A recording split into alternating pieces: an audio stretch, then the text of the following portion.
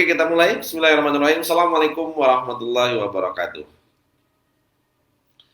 Alhamdulillahirabbil alamin. Allahumma shalli ala sayyidina Muhammad wa ala ali sayyidina Muhammad. Raditu billahi rabba wa bil islam dina wa bi Muhammadan nabiyya wa rasula. Rabbi zidni ilma warzuqni fahma ma ba'd. Alhamdulillahirabbil alamin. Hari ini kita bisa silaturahim dalam keadaan sehat, dalam keadaan baik ya. Dan juga semoga Allah selalu senantiasa berikan hidayah kepada kita semua, berikan keberkahan dalam setiap aktivitas kita semua. Sahabatku sekalian, hari ini kita akan membahas tema yang ringan, nggak terlalu berat, yaitu bertumbuh. Nah, bertumbuh ini kan sudah sering kita bertumbuh ya. Bertumbuh itu ke samping atau ke atas. Ya, tema kita hari ini adalah bertumbuh, gitu ya. Ya, kalau kita berbicara tentang pertumbuhan ini menjadi sesuatu yang sudah apa ya? Memang selajimnya seharusnya kita terus lakukan atau kita kejar. Karena yang jelas barang siapa hari ini sama dengan kemarin maka dia golongan orang-orang yang merugi. Barang siapa hari ini apa namanya lebih buruk daripada kemarin dia golongan orang-orang celaka dan barang siapa hari ini lebih baik daripada kemarin dia golongan orang-orang beruntung. Dan kita pasti pengen jadi orang beruntung, yang berarti harinya semakin hari semakin baik gitu. Nah, maka apa yang harus kita lakukan? Ayo bertumbuh. Maka kita harus bisa bertumbuh dalam apa? Dalam banyak aspek. Dalam aspek kehidupan. Kalau kami di SBC saya selalu menyampaikan bertumbuhlah dalam 3 hal. Setiap hari harus menumbuhkan iman, harus menumbuhkan ilmu dan menumbuhkan amal kita. Nah, bertumbuh ini menjadi lebih baik dari yang sebelumnya, kita menjadi lebih baik lagi gitu.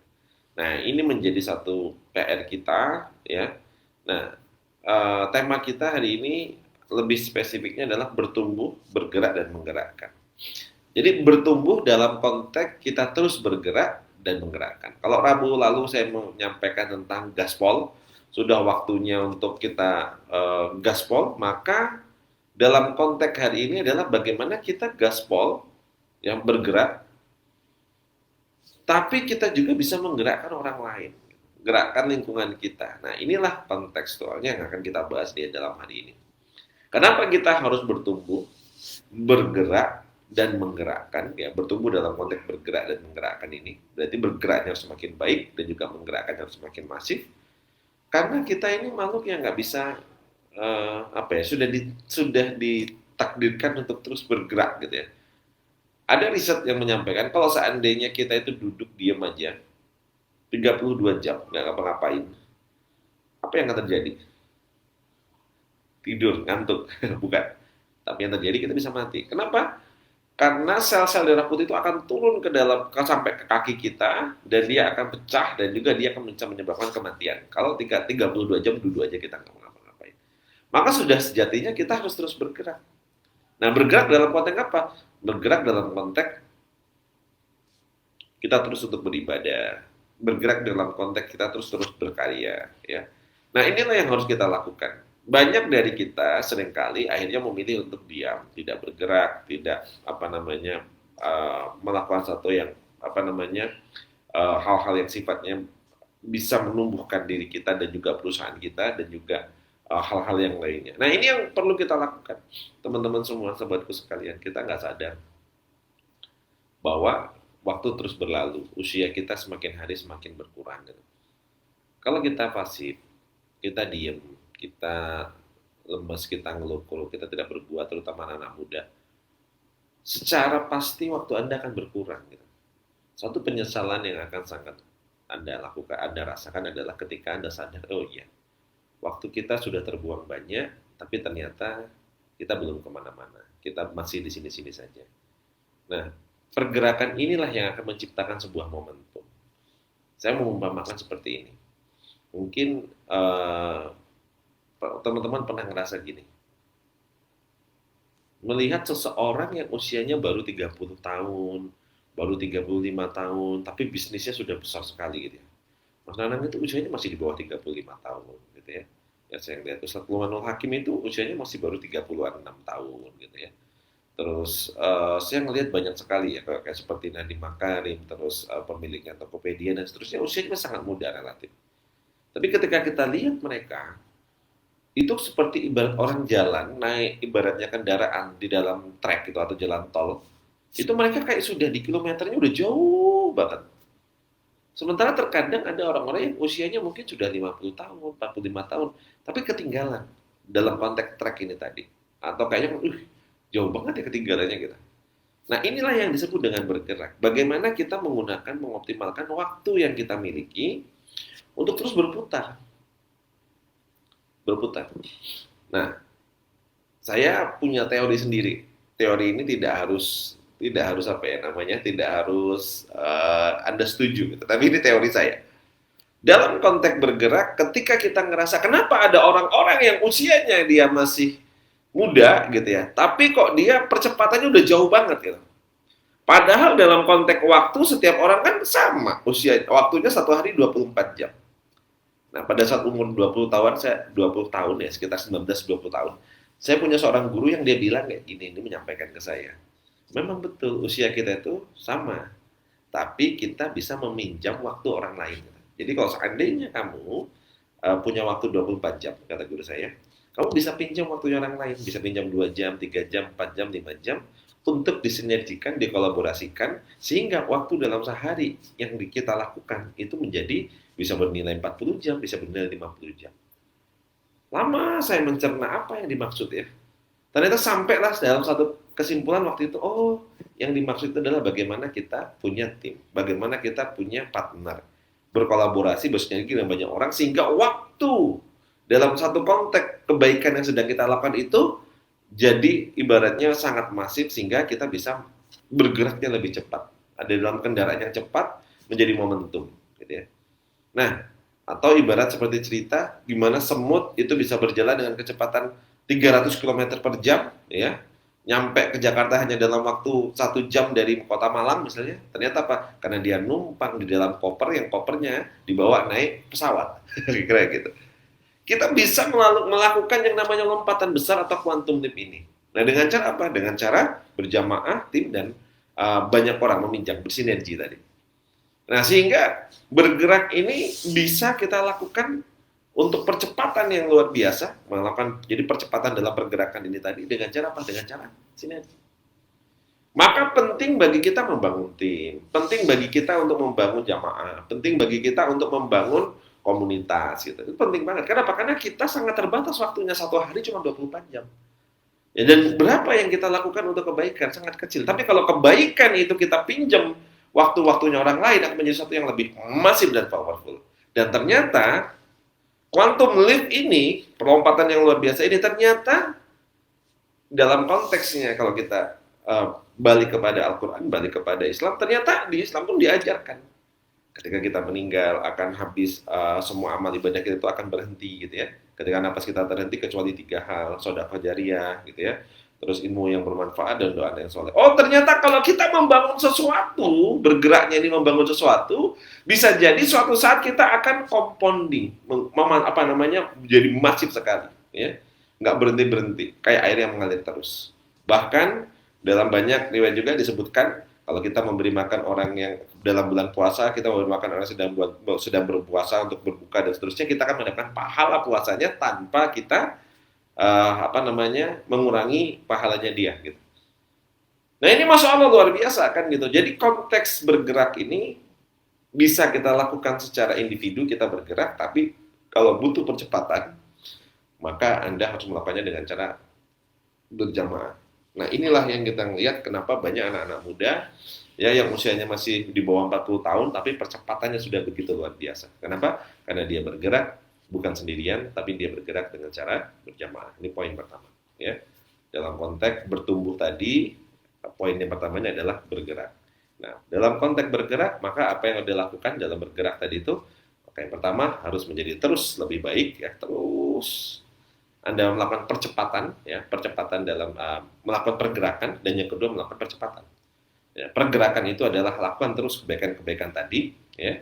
Nah, dalam tiga sumbu tadi itu, dan percepatannya dengan cara apa? Berjamaah, rame-rame, nggak sendirian. Nah, ini yang harus kita lakukan. Kalau tidak, maka apa? Kalau tidak, kita akan menyesal. Waktu terasa sudah terbuang begitu banyak, kita belum kemana-mana, hasil belum kelihatan gitu. Nah, inilah yang kadang-kadang menjadi penyesalan gitu. Saya kadang tuh nyesal, kenapa gitu ya?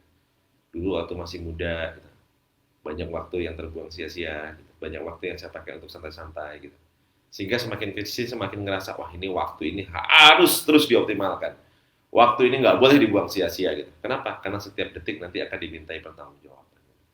Jadi bagaimana caranya setiap saat, setiap detik kita harus bernilai manfaat, bernilai kebaikan, dan terus bergerak dalam kebaikan. Nah, coba teman-teman kalau kita ngelihat ada satu yang menarik gitu ya. Dalam konteks pertanyaan di akhirat nanti, Allah akan menanyakan untuk apa waktu kita, ya, dan untuk apa masa muda kita. Nah, berarti masa muda itu ternyata menjadi satu poin yang sangat harus kita perhatikan karena akan dimintai pertanggungjawaban. Ini kan ngeri banget ya gitu. Artinya kita ditanya masa muda. Yang mayoritas kita masa mudanya amburadul kira-kira gitu ya. Saya sih, kalau teman-teman kayak insya Allah ya. Saya masa mudanya ngerasa, aduh masa muda saya, waktu remaja saya gitu kayaknya parah banget gitu. Nah maka dalam konteks itu kita akan ngelihat bagaimana ketika kita ya masa lalu banyak salah, banyak dosa, banyak hal-hal yang mungkin kita juga hilaf dan seterusnya. Nah, ini nanti diminta pertanggungjawaban mau nggak mau, maka kita harus melakukan yang namanya percepatan. Ya, dalam kehidupan pergerakan kebaikan ini kita melakukan percepatan. Nah, yang kedua kalau yang pertama tadi itu adalah bergerak itu untuk kebaikan tadi itu bisa dengan cara apa namanya sendiri kita melakukan kebaikan, dan yang kedua berjamaah untuk melakukan percepatan. Yang kedua ini bergerak untuk menggerakkan. Ya, bergerak menggerakkan. Gitu ya. Banyak dari kita berpikir kita buat usaha, kita buat bisnis, kita melakukan kebaikan itu kadang hanya untuk diri kita sendiri dan keluarga. Tapi ada yang lebih besar daripada itu, sahabatku sekalian, teman-temanku sekalian, yaitu adalah orang di luar sana, menggerakkan orang di luar sana. Kenapa saya menyampaikan seperti itu? Karena gini, kita lahir dibantu sama orang. Nggak mungkin kan kita berojol sendiri gitu, ada yang bantu. Kita meninggal, itu juga dibantu sama orang. Yang mungkin kita bisa menguburkan diri kita sendiri, menyolatkan dan segala macam. Jadi bayangin, kita lahirnya dibantu sama orang, meninggalnya dibantu sama orang. Masa selama hidup kita tidak membantu orang? Apa kata dunia? Ya, lahir dibantu orang, meninggal dibantu orang. Selama hidup kita nggak mau bantu orang. Ini apa gitu ya? Nah ini yang harus kita lakukan. Maka apa? Maka ketika kita bergerak, ketika kita bertumbuh menjadi lebih baik, ya, maka kita harus bisa menggerakkan. Kita harus syiar, kita harus juga berdakwah. Kita ngambil bagian, ajak orang dalam berbuat kebaikan. Ya. Nah maka teman-teman di OYC 4 saya kasih tugas salah satunya adalah ayo belajar latihan syiar digital, menggerakkan orang-orang di luar sana untuk berbuat kebaikan, gitu ya, berbagi inspirasi. Itu sampai saya jadikan tugas. Kenapa? Karena kita nggak bisa teman-teman cuman belajar bertumbuh bisnisnya tapi tidak mau menumbuhkan orang lain. Makanya saya kasih PR untuk membangun KPB dan seterusnya. Kenapa? Kalau kita ingin bertumbuh, maka bantulah orang lain bertumbuh. Insya Allah kita akan keangkat dengan sendirinya. Ketika orang-orang di sekitar kita, itu kita bantu untuk kita tumbuhkan. Nah, kenapa banyak orang kok hidupnya nggak bertumbuh-tumbuh, hidupnya kok nggak berkembang-berkembang? Karena dia sibuk dengan dirinya sendiri. Gitu. Dia nggak membangun lingkungannya, sehingga dia nggak akan naik. Padahal prinsip gampangnya dalam menumbuhkan, dalam bertumbuh menjadi lebih baik itu adalah tumbuhkan sekitar kita, tumbuhkan lingkungan kita, maka dengan sendirinya kita akan ikut terangkat. Tapi kalau Anda hanya menumbuhkan diri sendiri, Anda bayangin Anda tinggal di sawah, lalu Anda jadi kayak pohon pisang, atau jadi kayak pohon kelapa. Ini pesan bapak saya kemarin, hati-hati. Kalau kita tinggal di satu tanah yang lapang, dan kita seperti pohon kelapa menjulang tinggi sendirian, maka gampang terterpa angin, ya, gampang menjadi orang itu iri, sirik, ya, dan gampang akhirnya roboh gitu. Menjadi ini. Nah, maka apa yang harus dilakukan? Maka tumbuhkan sekitar kita. Jadilah seperti hutan, gitu. Kita tumbuh menjadi pohon yang tinggi, tapi banyak siling kita itu juga yang menjadi tumbuh tinggi. Maka akan menjadi semakin kuat, dan bahkan ketika ada angin yang kencang itu menjadi irama yang syahdu. Insyaallah. Maka bertumbuhlah untuk menumbuhkan orang lain juga. Bergeraklah untuk menggerakkan orang lain juga. Kenapa? Karena kayak tadi, kita lahir ada yang bantu, kita mati ada yang bantu, masa kita dalam kehidupan kita nggak bantu orang lain. Nah, maka apa yang harus kita lakukan teman-temanku sekalian? Ya, kalau tadi yang sekarang, yang pertama tadi sudah berbicara tentang diri kita, yang kedua ini ayo. Mulailah untuk membantu orang-orang sekeliling kita, syiar, bantu sesama. Karena Allah akan bantu kita. Ya. Nah, inilah yang harus kita pikirkan, inilah yang harus kita juga perhatikan gitu. Tidak hanya mengembangkan diri sendiri, tapi bagaimana kita mengajak orang lain untuk bisa berpikir lebih baik. Tidak hanya menumbuhkan keimanan kita sendiri, tapi bagaimana kita mengajak orang lain imannya lebih baik. Tidak menumbuhkan ketakwaan kita sendiri, bagaimana syiar mengajak orang dalam jalan kebaikan. Ini esensi menggerakkan. Inilah esensi menggerakkan, ya. Dan menggerakkan inilah yang akan membuat kita tadi punya amal-amal soleh, kita punya amal jariah yang tidak akan terputus. Nah, maka apa? Seperti saya sekarang di beberapa tempat ini di Yogyakarta, insya Allah kita juga sama bareng-bareng. Ayo bareng-bareng. Saya ini juga masih fakir ilmu, tapi saya juga pengen ngajak teman-teman. Yuk kita menjadi lebih baik di perusahaan kita install masjid, kita buat juga kegiatan untuk apa namanya dekat dengan Quran dan seterusnya gitu. Nah ini bisa diduplikasi. Nah caranya gimana? Mau nggak mau kita harus bisa menggerakkan orang lain. Dimulai dari siapa menggerakkan orang lainnya? Mulai dari lingkungan terkecil. Siapa lingkungan terkecil kita? Ya mulai dari keluarga kita. Mulai dari kakak beradik kita, ya. Mulai dari lingkungan terkecil kita. Kalau dalam keluarga inti, ya mulai dari pasangan kita dengan anak-anak kita. Ya, mulai ajak pasangan kita, anak-anak kita untuk berbuat kebaikan. Seperti apa yang sedang kita kerjakan. Kita sedang fokus dengan apa aja, libatkan. Ya. Sudah beres dengan keluarga inti, ajak keluarga yang lebih besar. Keluarga lebih besar siapa? Ya kakak beradik, saudara, apa segala macam. Beres dengan keluarga lebih besar, masuk lagi ke perusahaan, ring 3 kita. Ring 3 kita siapa? Ya tempat kita mencari nafkah bareng-bareng. Ajak, kenapa? Karena di sana kita melakukan kolaborasi energi untuk rezeki kita. Jangan sampai orang-orang yang membantu kita, orang-orang yang bersama-sama berjamaah dengan kita mencari rezeki, ternyata tidak menjadi aspek orang-orang yang kita gerakkan pertama kali. Maka sebelum bicara dakwah kepada orang luar di sana yang banyak, maka siapa yang ada di dalam perusahaan kita yang menjadi lingkup tanggung jawab dari kepemimpinan kita, itu dulu yang harus kita gerakkan. Itu dulu yang harus kita ajak dalam berbuat kebaikan.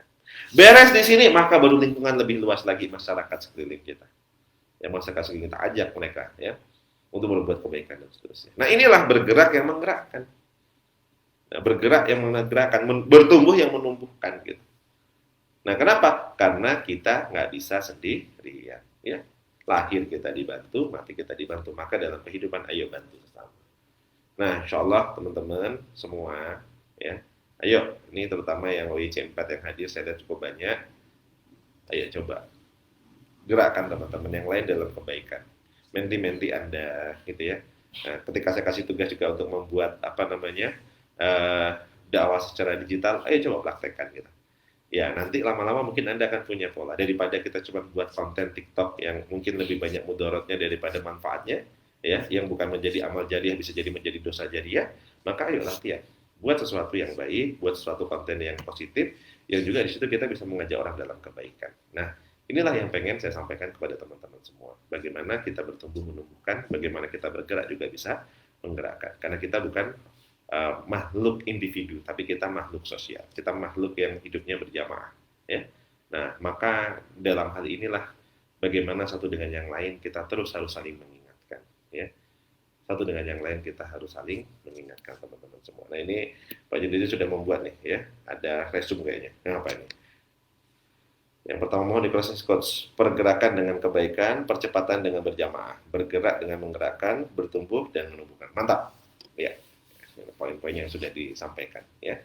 Nah inilah yang harus teman-teman, ayo kita pikirkan bersama-sama, ya. Jangan sendirian. Kenapa Allah sudah menyampaikan, ya, bahwa barang siapa menolong agama Allah, maka Allah akan tolong dia dan tetapkan kedudukannya. In tansurullah. Nah, kalau kita benar-benar apa namanya berjuang menegakkan agama Allah, dimulai dari diri kita, keluarga kita inti, keluarga besar kita, perusahaan kita dan masyarakat kita, insya Allah Allah akan tolong urusan-urusan kita, masalah-masalah kita, dan Allah akan tetapkan kedudukan kita. Tapi kalau kita sibuk hanya dengan diri sendiri, kita mau berbuat kebaikan, menggerakkan, membantu orang lain, kita ngerasa, wah saya juga masih susah, saya juga bisnis masih kecil, aduh malu kalau ini, ya bisa jadi itulah penyebab kita tidak bertumbuh. Itulah penyebab kita nggak kemana-mana, karena kita hanya sibuk dengan diri kita sendiri. Kita sibuk dengan urusan kita sendiri. Kalau kita mencari sempurna, tidak akan ada kata sempurna di dunia ini. Kenapa? Karena sempurna itu nanti di akhirat ketika di surga. Ya, jangan salah, dunia ini bukan tempatnya kesempurnaan. Ya, kalau kita berpikir di dunia ini sempurna, ketemu pasangan yang sempurna kayak bidadari gitu ya, ketemu suami yang sempurna, ketemu anak-anak yang sempurna, ketemu dengan karyawan sempurna. itu kita kayak sedang bermimpi, nggak mungkin karena kita tinggalnya di dunia, ya, bukan di surga. Nah, kita berjuang untuk ke sana, berjuang untuk kita bisa jadi lebih baik. Ingat bahwa di dunia ini adalah ospeknya kita untuk ke akhirat. Apakah keseharian kita, perilaku kita, tindakan kita, apa yang kita alami itu lebih dekat ke surga atau lebih dekat ke neraka? Nah, ini bagiannya. Maka teman-teman sekalian, ayo berbenah, ayo berbuat kebaikan, ya. Jadikan diri kita lebih baik lagi. Kita bergerak untuk melakukan kebaikan dan menggerakkan lingkungan kita, ya. Nah, sekarang masih ada waktu, kurang lebih sekitar 10 menit terakhir. Kalau ada yang pertanyaan, silahkan ditanyakan, ya. Coach, kalau mau menggerakkan saudara yang belum sepemikiran gimana ya, Coach? Alhamdulillah saya sama kakak saya belum sejalan. Yang mau melangkah lebih masih mengganjal di lingkup keluarga. Oke.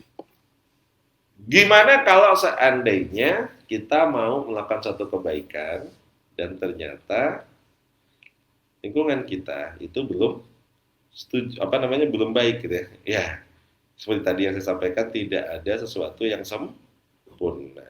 Nah, ada satu ayat yang menarik, ini kemarin disampaikan oleh guru saya, ya.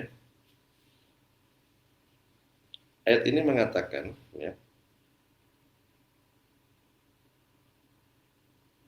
Oke, saya cari dulu sebentar. Dan Masya Allah ini menarik banget ya. Surat Al-Furqan ayat 31. Bagi teman-teman yang megang Al-Quran atau ada Al-Quran digital di HP-nya, boleh dibuka.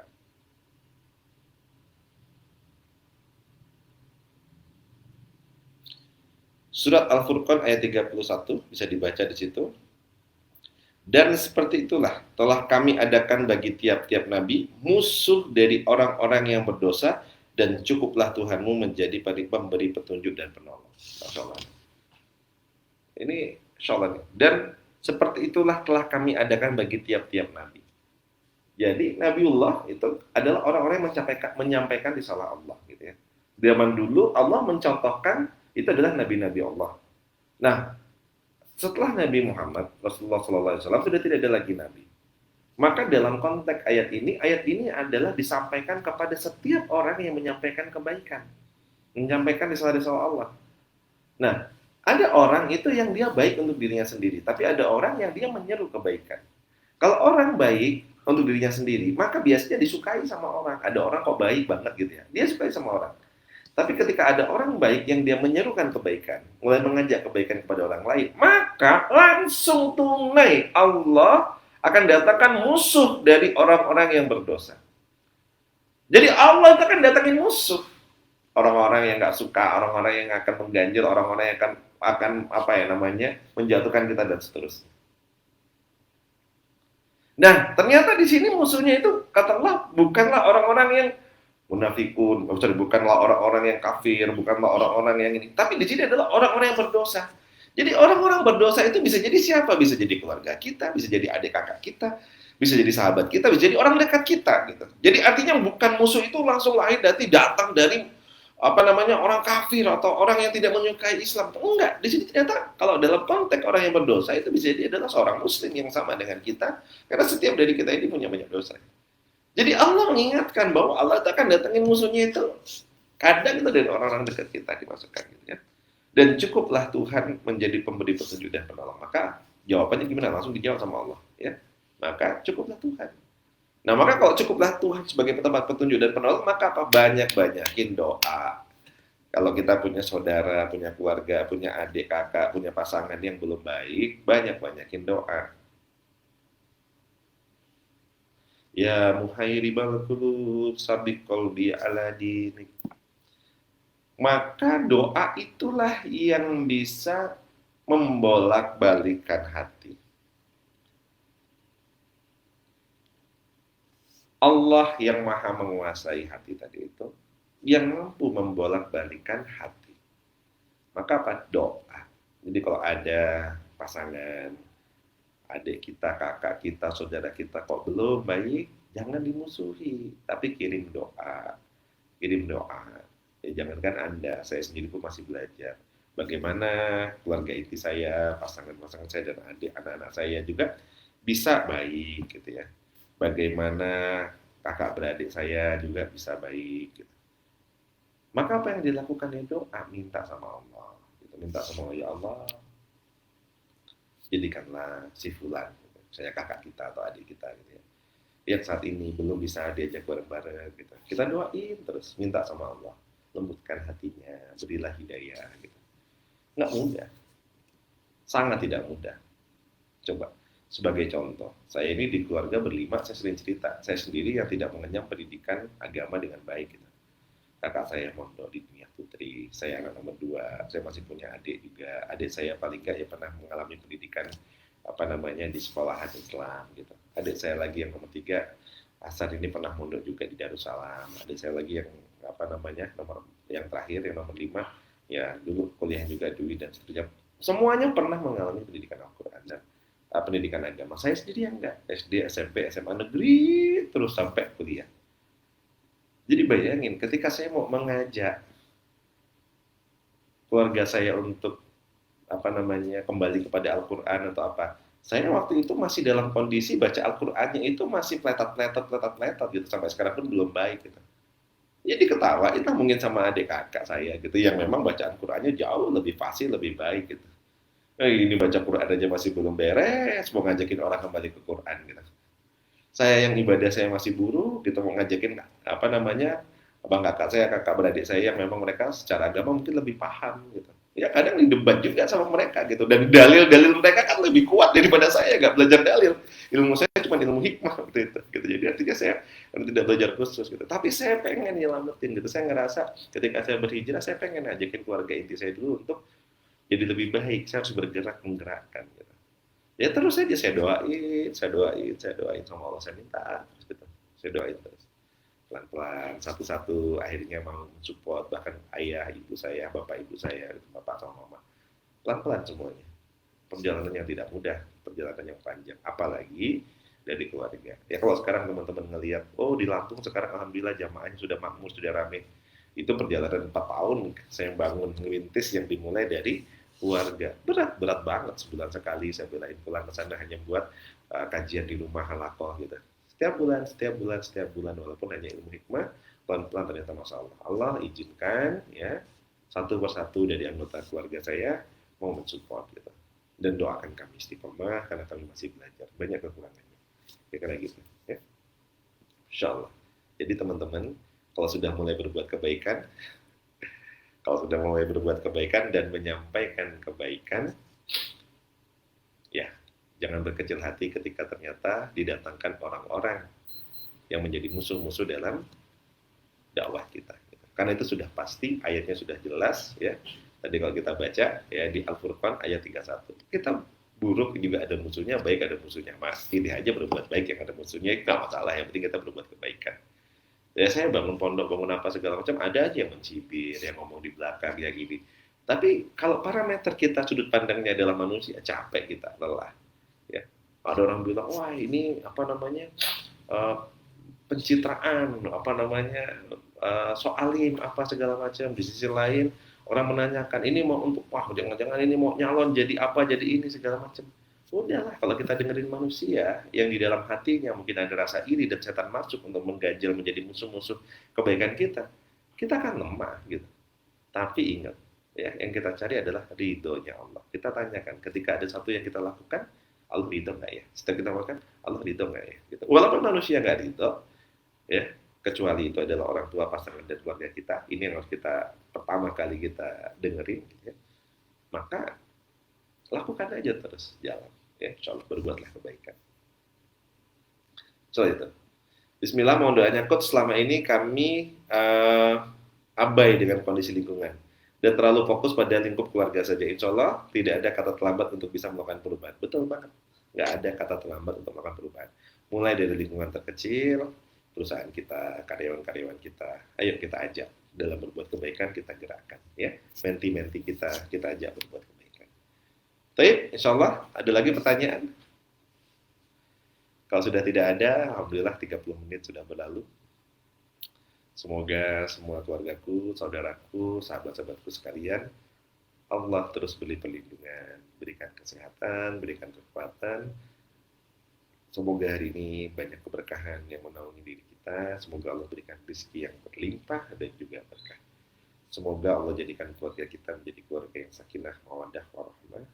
Doakan saya, doakan keluarga saya, bapak ibu saya, yang tua saya, dan juga keluarga besar kami. Ya, saya juga mendoakan semua teman-teman yang hadir. Semoga Allah ampuni dosa-dosa kita, ya, dan Allah tuntun kita untuk terus mendapatkan hidayah untuk berbuat kebaikan. Allah terima amal ibadah kita menjadi pemberat pahala di akhirat kelak. Allah ridho dengan apa yang kita lakukan, dan semoga kita terus bisa berukhuwah bukan hanya di dunia, tapi saling memperjuangkan sampai menampakkan kaki di surga Allah nanti.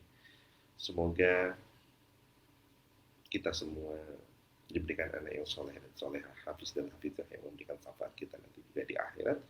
Dan semoga semua teman-teman yang hadir hari ini Allah berikan kesehatan, kekuatan, keberlimpahan dalam kebaikan, dan semoga kita semua selalu bisa istiqomah di jalan dakwah dan kebaikan. Billahi taufiq wal hidayah. Assalamualaikum warahmatullahi wabarakatuh. Kita tutup dengan doa kafaratul majlis. Subhanakallahumma wa bihamdika asyhadu an la ilaha illa anta astaghfiruka wa atubu ilaik.